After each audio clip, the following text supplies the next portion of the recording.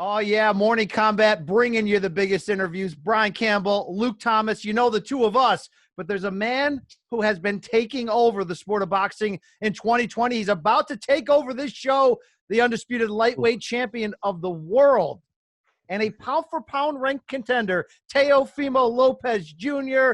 Great chatting with you again, sir. We thank you so much for joining us in these parts, fresh off the win over Vasiliy Lomachenko. Look, Team Lopez, your pops talked a huge game for the past year plus. To back it up in the way that you did, how you guys feeling? Awesome. I feel just like anyone else, man. I feel like actually not even like anyone else, man. I'm very thankful. I'm grateful, man, and I feel like, man, I'm high, man. I'm high off of life right now. You know, right. And man, it's very, very nice, man. The fact that, all the hard work has paid off, but there's so much more and so much more room for us to collect more things. And that's the thing that it keeps me, I have everything now in the back of my mind now. So, undisputed lightweight world champion. It's awesome. If you're feeling high, you're probably not the only one under the Top Rank banner who is at the moment. Shout out to Grandpa Bob Arum right there. But I want to ask you this. Look, anyone that picked you coming in or thought you had a great chance, we thought it was going to be by knockout. I thought the most impressive part was that you disarmed and outboxed the best boxer in the world maybe coming in Lomachenko. Was there any element of this fight that was easier than you thought, or that you even surprised yourself in terms of what you did in there? Oh, no, you can't take anything away from Lomachenko. He's a great, tremendous fighter. I think he still definitely has a lot more in him. But like I said, at the 130 division, going into that, it was a great fight, going in and just having that opportunity to even step up with someone like himself, knowing damn well I know what I can do, but just having the opportunity just to have that in display and let everybody know that, hey, I'm not just a big puncher. I know how to box, and outbox the boxer that people say that is one of the best pound for pounds. Yeah, man, it's tremendous work, man, but we still have so much room to grow and so much to learn. I'm only 23 years young, and there's just so much that people have yet to see. Teofimo, we were looking this up on our show ahead of your fight with Lomachenko. I was looking up different predictions for the fights that all preceded it from Boxing Insiders and other boxers and everything else. And I noticed a pattern. There were a lot of people who were like, wow, this kid Teofimo, he's amazing, blah, blah, blah. But then they would pick the other guy. Why do you think folks were able to give you your props? Like, they clearly did say you were talented, but in the end, they couldn't quite pull that trigger. What were they missing about you? I think what they were missing about me is the fact that a lot of people tend to underestimate. I think that even though youth is on our side, doesn't mean that we're young, we're young-minded, or we're small-minded on certain things. You know what I mean? I think that I guess I come to about where people overlook or underestimate that about myself. However, what they want to say, I think that you just got to earn your stripes. You just have to earn your stripes. They'll tell me what they see now, but now that we've beaten the guy that people said that was the top of the food chain, I think now they have a different perspective of Teofimo now coming into my next fight. I think that was pretty apparent. Oh, no, go ahead. Sorry, well, I was going to say, one thing that was pretty apparent to me was in the post-fight, a tremendous 12th round you had there, and of course, I thought you were the clear winner, but there was a portion of the fight early on where folks were complaining about, well, shouldn't Lomachenko have done more? But it isn't really the story that you didn't allow him to do more. Yeah. What did you do from a technical perspective to shut him down so he couldn't really ever get going? Just using the jab. The main key, the main punch that you need in winning a fight is using your jabs, and just blocking that area of him always stepping to the right, or stepping to my left, or I should say, from my angle when I see him, and just stopping him from doing all those movements. It's very hard. Don't get me wrong. The man is very he moves a lot.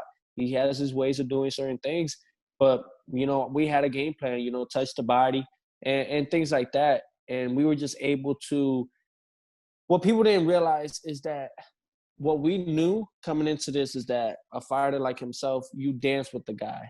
He's a dancer, right? It's two. It takes two to tango, correct?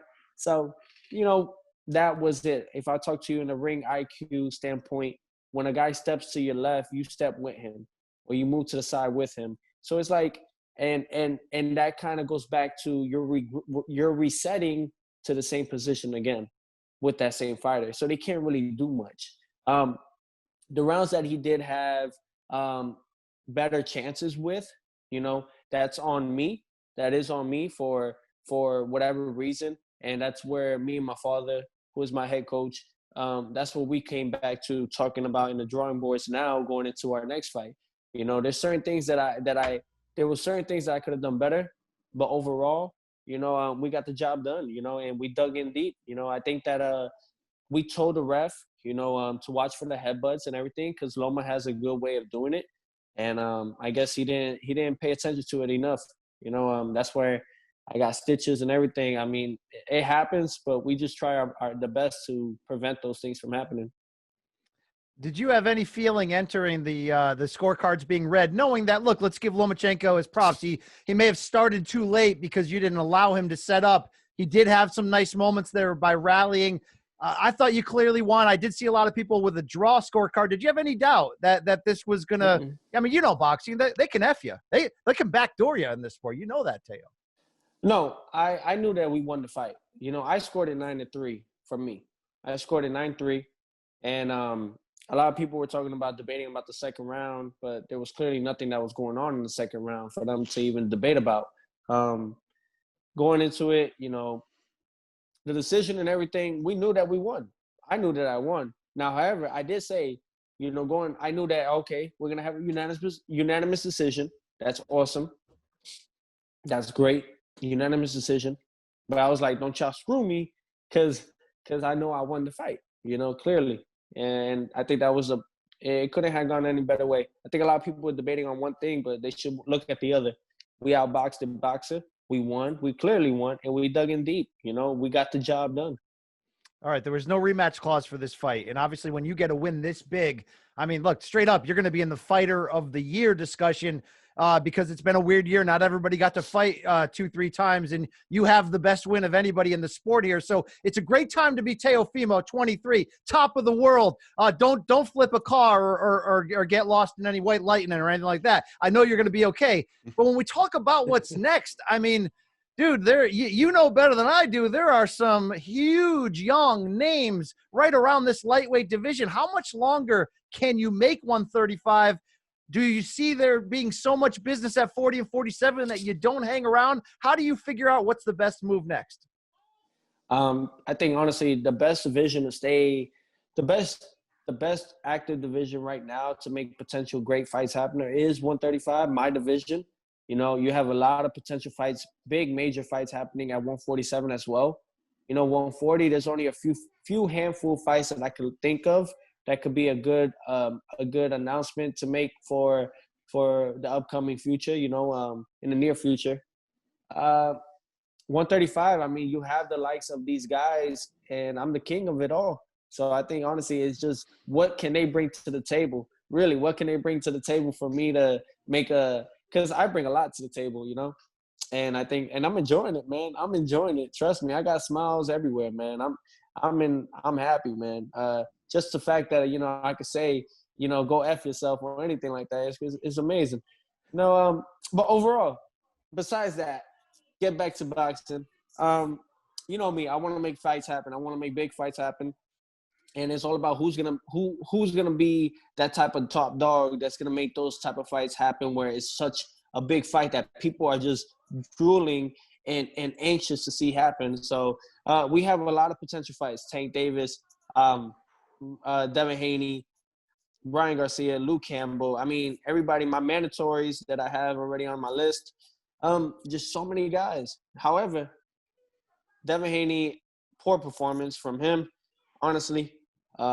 He got the job done, but it wasn't what everyone expected from him, and that's what happens, man. You have high expectations. You have to, a lot of the fans and a lot of the critics, a lot of the people that you guys are as well.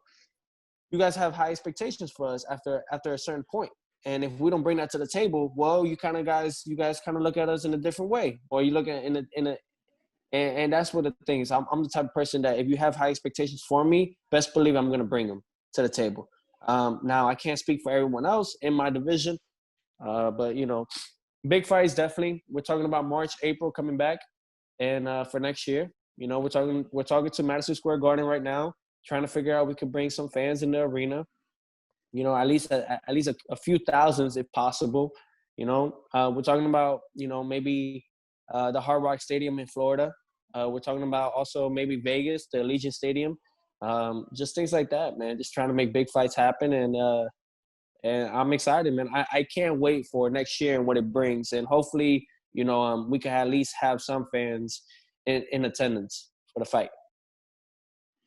One last question about the fight with Lomachenko, if I may, Teofimo, which was that 12th round. I mean, you really put it on him in the 12th round, right? Leaving no doubt, at least who won that frame and certainly the fight itself, but really brought it to him. Did you bring it to him just because you wanted to end emphatically? It sounds like you were not worried about the scorecards. So what, you just wanted to end on a strong note? Oh, yeah, absolutely, man. And I knew that he was going to come forward, and I knew that he was going to try to – I think that – what it is everything's all about ring IQ. It's a psychological game. Really, if you think about boxing, it's all about mental. Everything is about 80%, 90% mental. The 10% is all the hard work that we put in. And that's what it came to. I outbeat him mentally and I outbeat him physically. And going into that, hell yeah. And I was trying to knock his ass out. And the thing that sucked about it is that we got a headbutt and they stopped it. And I was teeing off on him, man. And they gave him that time, man. And I was pissed. I was like, what's the time? Because I need to know because I want to knock his ass out. Just because I knew that he was hurt. And I knew that he was coming. So now it's my opportunity to make that possible. He was fighting scared the whole time. Too much respect. And it made it such a difficult fight. And I was like, man, come on. Do your thing. Do what you have to do. Do what you do to every other fighter. Do that with me right now. Let's make this happen. It was not what I wanted from him, but we got enough to make myself look good, All right, so you're the best lightweight in the world. Forget my rankings, forget Brian's rankings, forget anybody's rankings. If you're number one, well, you're definitely number one. I mean, just let's be clear about that. You're number one, okay, by a pretty wide margin. But there are some other good competitors in your division. Yes. Who is your number two? Who is your number three? I don't even know if I could claim Tank as my division, though, because he fought Santa Cruz at 130, and he could make 130.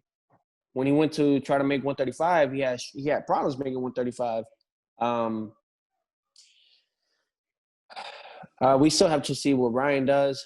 I gotta say to be continued. I gotta see what Ryan does, and I could come back to you guys about that list and see what his performance is with Luke Campbell, who is a tremendous fighter, and I think it's a huge step up for Ryan Garcia. So I think definitely who's last on my list, Ryan is Devin Haney. Well, let's stay here for a second because Devin Haney beat Youre Gamboa last Saturday. You mentioned you weren't impressed. It was dominant, but it didn't jump off the page. His father and trainer, Bill Haney, was telling behind the gloves leading into that fight, hey, Teofimo, come get these real belts. This ain't the franchise shit. And look, I think the WBC is just doing chicanery. We got two champions. You're the undisputed champion in some conversations. It's a bunch of bullshit if you ask me. But jump in. Go ahead. I want to say something. Can I clear this out? And at least now I can do it with you guys, which is awesome. I love it. If we talk about this, right, you look at it as, all right, they talked about me petitioning for the franchise. I never did. Mauricio actually said that winner will be franchise champion. However, so I never petitioned about it. I don't know where they get this whole thing with petitioning. Maybe it was from Loma's side before we fought, but I never petitioned for the franchise belt. They added it to winner takes all. It was amazing. Obviously, the fact that I had the opportunity, now we become undisputed world champion. And going into that as well. So when it comes to, if I didn't petition for it, right? Anybody, let's say, hypothetically speaking, all right, this is fiction. So we put we have a fighter, right? They beat me, and they get all the belts. They don't have to petition anything along with their franchise belt. They don't have to. So if that's the case, then why don't we call this a super WBC world title? Why don't you have that though? We have regular champion from the WBA. We have the super WBA champion, which is myself. Tank Davis is the regular WBA champion. Yeah, how about you guys just all fight to figure it out? Because there's a bunch of bullshit on my end. I want to know who the best is. Don't get me – look, of course. But you guys should know who the best is. I beat the guy that everybody talked to. Who is the best of? What have these cats really brought to the table, though? We talk about Santa Cruz with Tank Davis, but it's not really much to the table to bring that to be mentioned as pound for pound on the list. They try to put him on the pound for pound list. Hell no. You have a lot more to do. My dude, you got to fight bigger, better opposition. Same thing goes and same thing applies for Devin Haney. All these guys are not – they're fooling the critics and the casual fans, making it seem like it's a bigger fight, but it's not. These guys are supposed to win. Everybody's all in an illusion. You need fights where it's like 50-50, where it's a chance of making it's a hit or miss fight. I love it. I love that idea. I mean, can we do this? I want to ask you your role in this because check this out. Check this out though, Brian. If I fight Devin Haney, correct? And for the WBC belt, whatever his email championship belt, and I fight for that belt. I beat him, right? I clearly beat him and everything. In fact, probably knock his ass out. All right, we go, and then next thing you know, they talk about Tank Davis that has the WBA regular championship belt. So then I'm just fighting for all these other belts that I already earned, the bigger ones, the main ones. You know what I mean? So now what? Instead of going I already hit the top tier of all these championship belts. I'm working my way back down to collect the other 4. Then I got 4 WBA champions. You got 4 WBC champions. I mean, well, look, at the end of the day, fans want to see best versus best, and I know you want that. You want a legacy where you're not fighting, no disrespect, a bunch of Nakatanis. You want to fight big names. So I want to ask you how you do that, because we know Gervonta's a PBC fighter. We know Ryan Garcia's a DAZN and Golden Boy. We know Haney's Matchroom and DAZN. I mean, everyone's on other sides of the globe. What is your responsibility in this to try to make those happen? And can you, as a fighter, get the networks and the promoters to work together? Is it realistic that you're going to fight any of these guys in the next year? It's a possibility. There is a possibility. The whole thing is it's just that they can't overprice themselves. They cannot overprice themselves. You got to also think about it. I didn't get what I would have gotten had this COVID and everything not hit. You know, I had to take a pay cut. I had to take a cut out of everything. And I'm sure Loma had to take a cut as well. So the whole thing is about, yes, money applies to everything. Yes, this is our career. We're putting a lot on the line. Not only are we jeopardizing that we might have to start from ground zero again if one of us loses, you know, but we're also putting on the line our lives. You know what I mean? Every time we're in the ring. I'm the type, I feel like, yes, we can all make a fight happen. The whole thing is that everybody got to stop thinking about the business aspect as of right now. Yes, it's a business. This is a business. Yes, but you're not Money Mayweather. You're not Money Mayweather. You will never be Money Mayweather unless you fight oppositions and let your ego go. Same applies for Devin Haney. Same applies for Ryan Garcia. These guys are trying to be Money Mayweather. You're not Money May yet. You have to be Pretty Boy. You have to work your way up. I understand that, and I think as long as we all understand, but I am going to be the A side. See, and that's where that's the problem, though. If Floyd is saying that Tank will have to be the A side to fight me, he's fucking crazy. He's crazy. He's fucking crazy. It's not going to happen. Tank doesn't bring nothing to the table more than just an opponent that I could beat the shit out of. Sorry for my language. And that's about it. But you're not – and what? Am I going to get the 130 belt as well and the 35? It's ridiculous. All this body sanction things is ridiculous, honestly. Hey, you're speaking truth.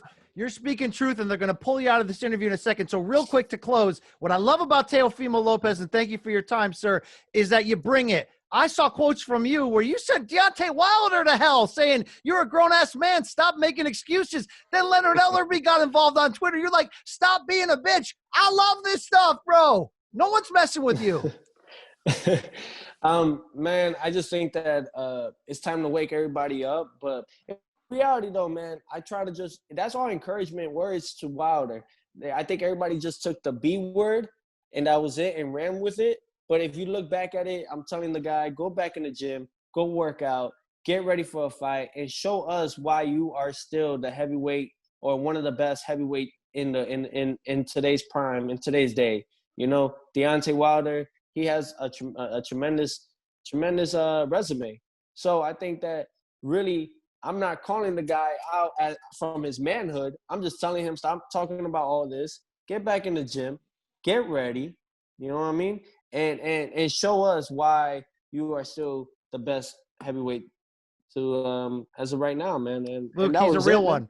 He's a real one right there. It's Teofimo Lopez. Yep. I'm gonna say it like that, and that's just who I am. I got no filter with it. But people nowadays I think they just they go along with one word, but they ain't see what was going on behind it. So you know, I wish nothing but the best for Wilder. I wish and for Leonard Elby, for him to say anything, yeah, of course, stop being one as well, because it's none of your business in the sense of like I'm just trying to encourage the guy to hey go out there and do your thing. And let's tell publicist to the stars, Evan Korn, stop being a bitch. Teofimo's going to talk as long as he wants to on this show. It's the takeover. It's real. Teo, special thanks for joining us, man. Best of luck. Make those fights happen. Thank you for having me, man, and I appreciate it, guys. And let's just see, man. Let's see what Ryan Garcia does next with Luke Campbell.